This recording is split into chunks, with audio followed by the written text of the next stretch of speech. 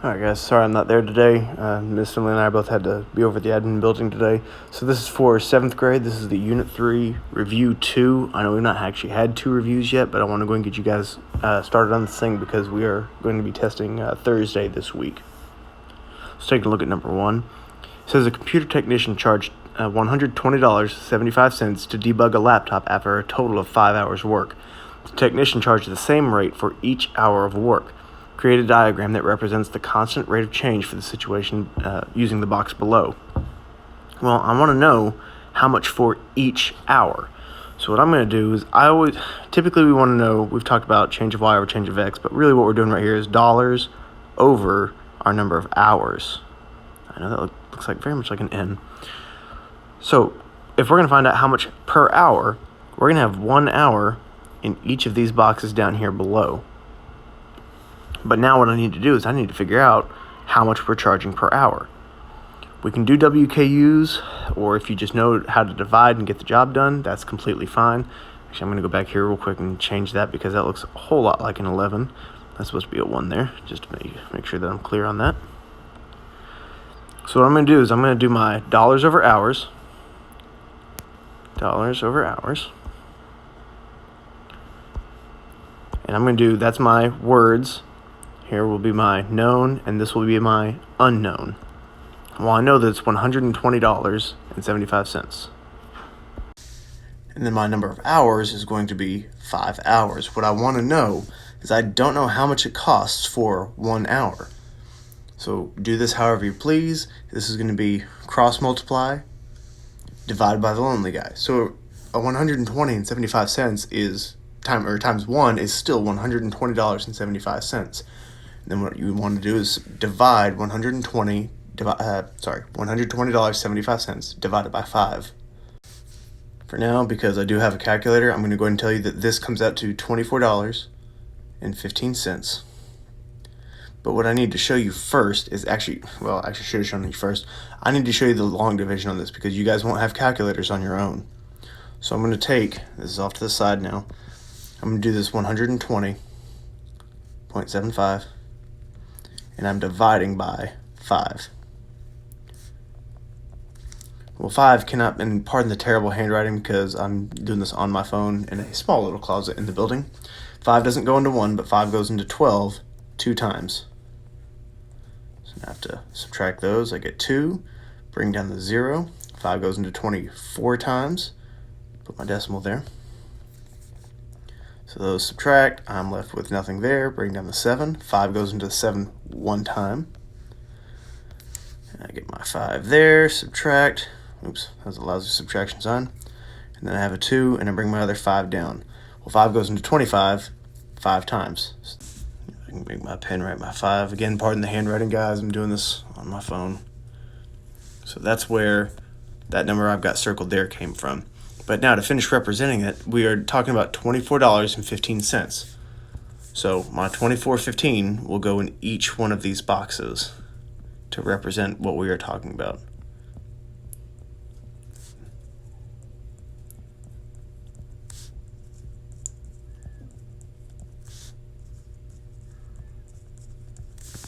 All right, on to number 2.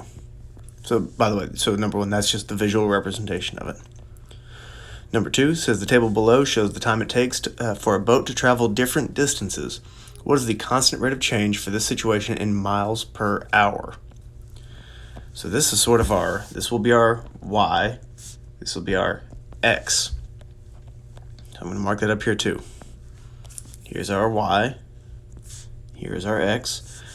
I'm going to change that x to blue because I'm going to do what I usually do on these. I'm going to look at my change of y, and I'm going to put that over my, good lord, some rough handwriting I got going on today. I'm going to try to redo that. Change of y over my change of x.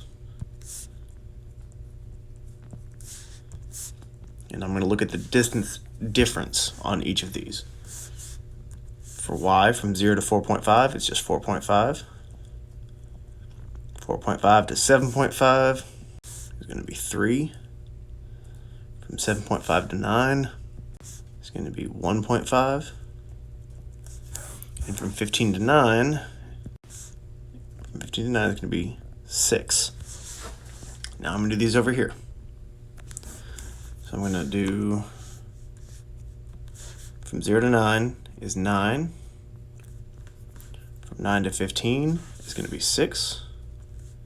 From 15 to 18 is going to be 3. From 18 to 30 is going to be 12. Now, I know you guys are not used to getting different numbers each time. I'm going to try to fix this 4.5 because that looks terrible. That's a 5. Sure, that looks like an S now. It does not matter which pairs of numbers I use.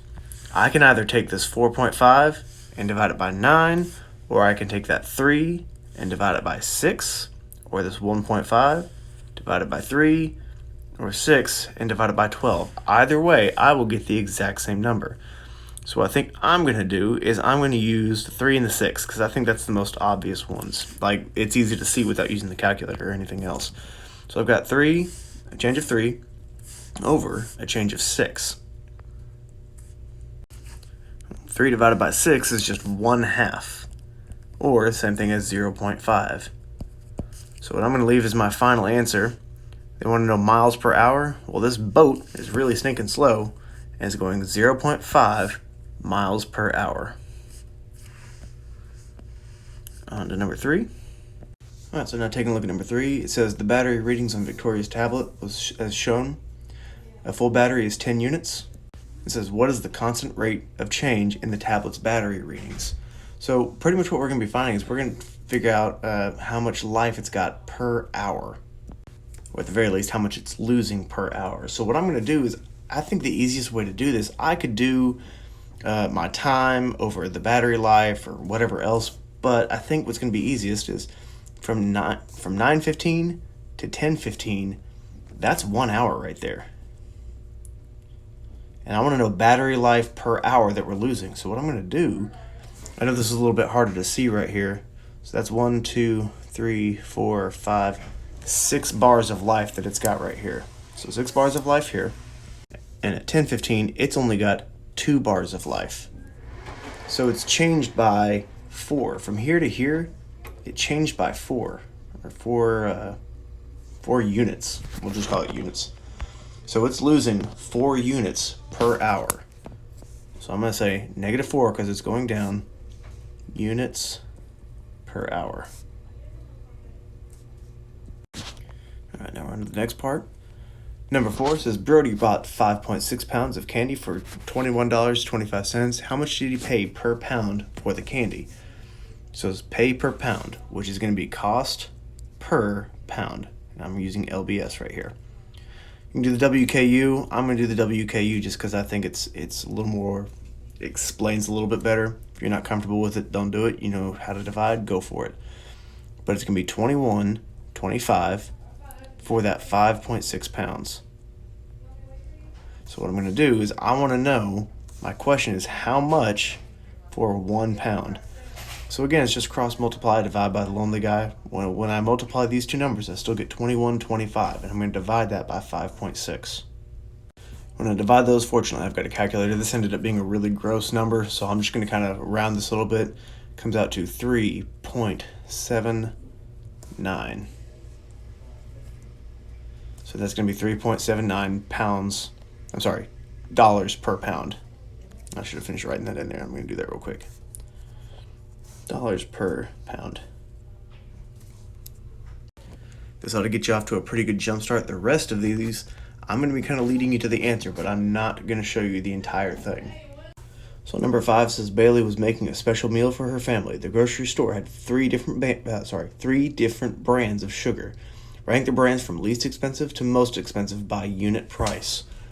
Meaning, we need to know how much it costs for 1 pound. Well, fortunately, this one's good to go. We know that's going to be $4.25 for each pound.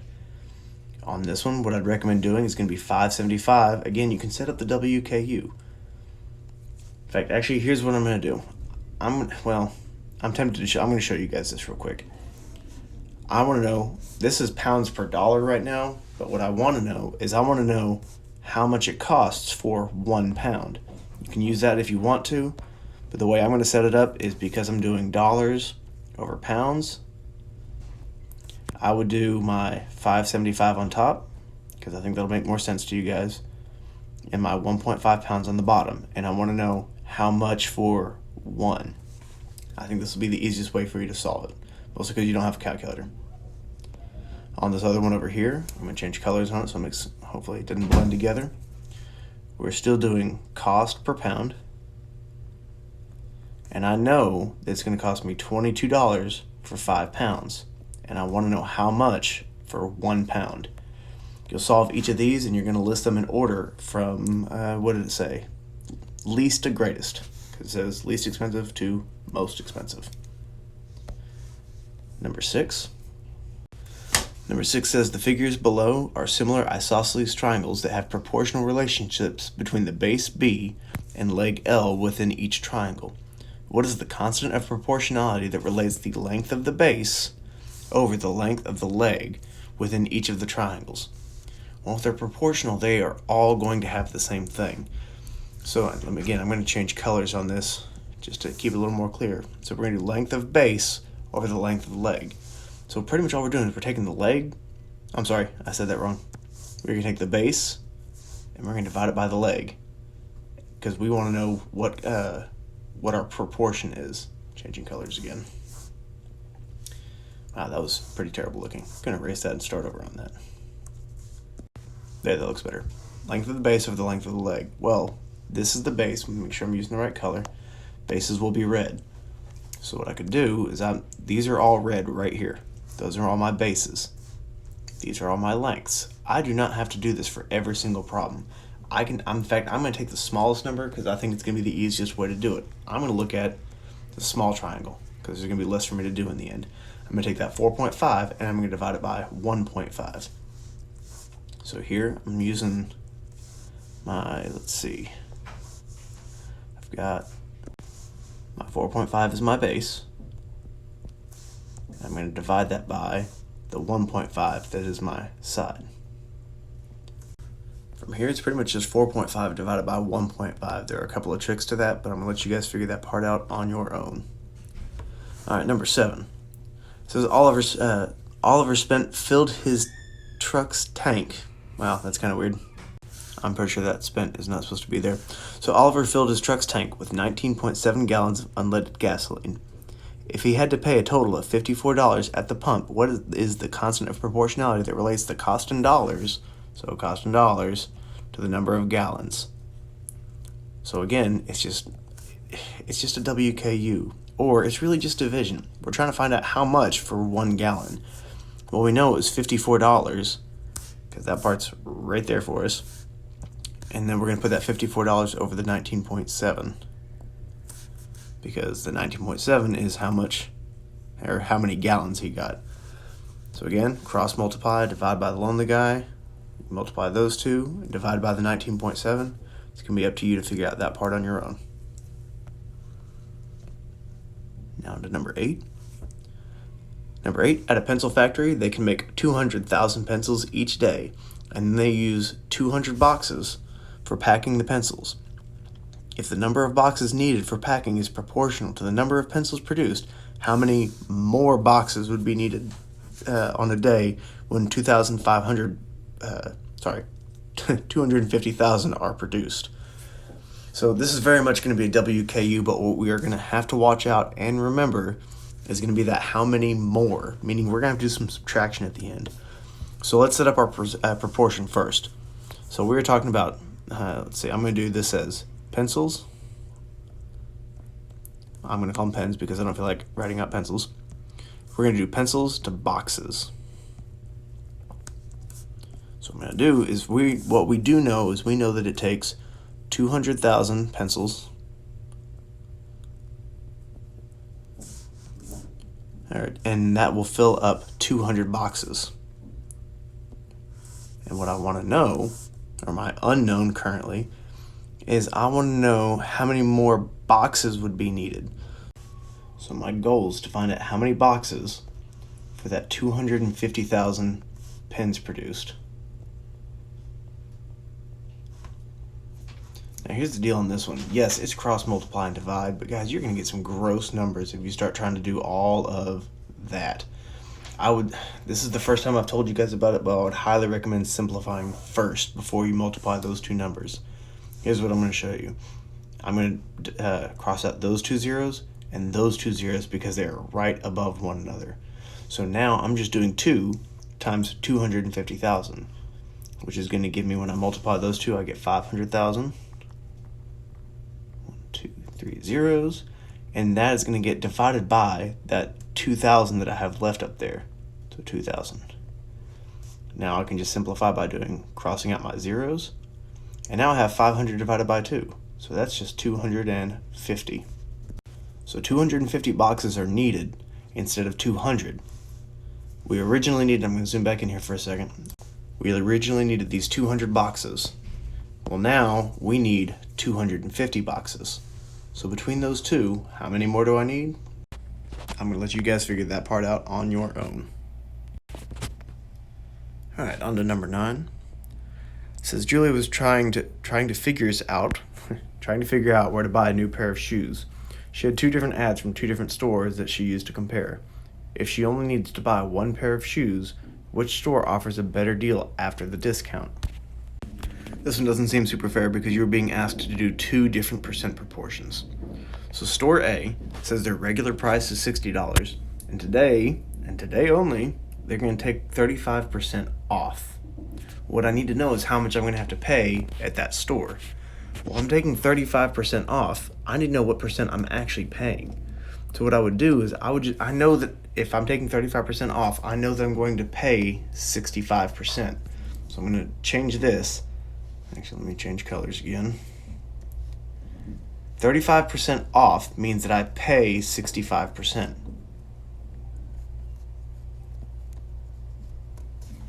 So what we're going to do is we're going to set up a percent proportion. So remember that it's is over of equals percent over 100. Well, our percent, put my 100 here, is going to be 65 for this group. And I want to know how much I'm going to pay. Well, the original price is $60, making that my whole. And I want to know what part I'm going to have to pay. That is what we are solving for there. I'll let you figure that part out for your own. And now we're going to take a look at the other store. So if they're taking 40% off over here, that means that I'm going to be stuck paying 60%. So again, now I'm going to go back to just a percent proportion. I know it's going to be line equals line over 100, because is over of. We just came up with the 60%. That's what we have to pay.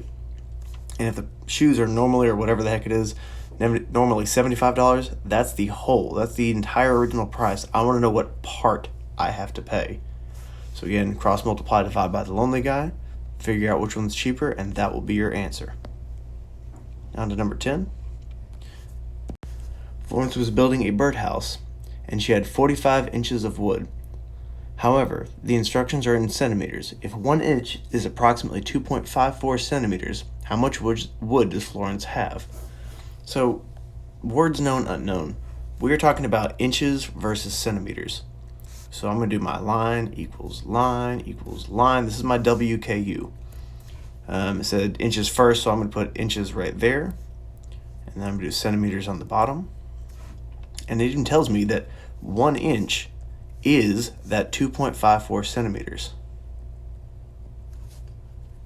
And then we have, 45 inches? We know 45 inches, and we want to know how much. So pretty much, again, cross multiply, divide by the lonely guy, and that's going to give us exactly what we were looking for. I'm going to let you guys finish that up on your own. So multiply these two, divide by 1. That will give you what you need. On to number 11. It says the table below shows Evelyn's budget last month. What percent of Evelyn's monthly budget was spent on groceries? Okay, now this is a little bit different. Not quite something that we've talked about. We were trying to figure out a percentage. So actually, let's go ahead and set this up. We know we're talking about a percent proportion, right?